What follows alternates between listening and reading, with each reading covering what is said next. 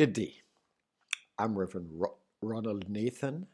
I'm the minister of the Whole God AME Zion Church in Jackson, St. Michael on the island of Barbados. Thank you for joining us today in our series of meditations called Veiled Truths, where we look at the parables of Jesus Christ.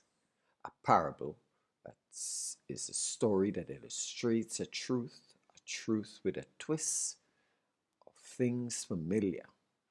Jesus, the Palestinian Jew called the Christ, used this first century literary form in his teachings to ordinary folks. Some will get its meaning, many won't, for they were designed to make the listener think. Today's parable comes from Luke 15, verse 11 to 32, and it's on that parable called the Prodigal Son. And this is now our fifth installment from that parable.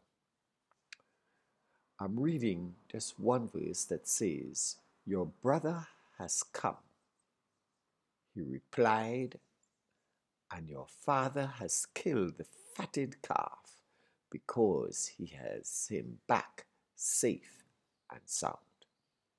And let me add another verse to that. The older brother became angry and refused to go in. So his father went out and pleaded with him. But he answered his father, "Look, all these years I have been slaving for you and never disobeyed your orders. Yet you never gave me even a young goat so I could celebrate with my friends. What have you done for me?" This is a regular question raised by the young and the old to ascertain their value in the eyes of others and in comparison to others. It is a self-centered way of seeking to determine one's worth. What have you done for me? It may very well have its place, but it comes adrift when it is applied in comparison to others. My worth is not based on what others do or how others see me. I have to determine my own worth. And this should be done based on who I am and then what God has blessed me with. The second of the two sons in the story of the prodigal son shows us that he failed to think or comprehend who he was. After all, he was the oldest son of the father. After all, he was the only one to inherit a double portion of what the father had in his possessions. And further to that, seeing that the younger son had taken his possessions and spoiled it, this older son now owned everything that the father owned. It is ironical, therefore, that he was angry because the younger son had returned.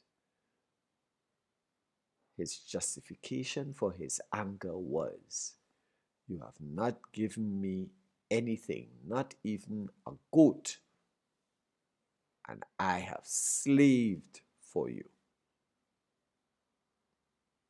In other words, he was asking the question, what have you done for me? Do yourself a favor today. Get over yourself and rejoice with someone for the blessings they have received. Celebrate someone else. Then you will get space to see how good God has been to you. angry and grumbling, a son who owned all could not understand that the principle of wealth creation was for the security of family and the opportunity it offers to help those in need. So he lost his way. He lost hold of compassion for his brother and held resentment towards his father.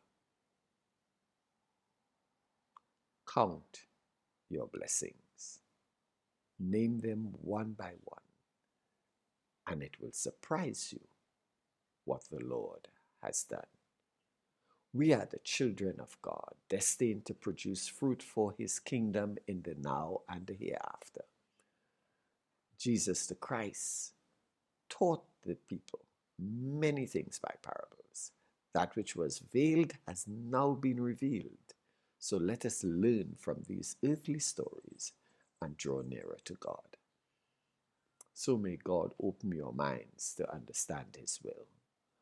Open your eyes to see his doings. Open your ears to hear his bidding. Open your hands to receive his blessings. And open your hearts to love his children. Amen.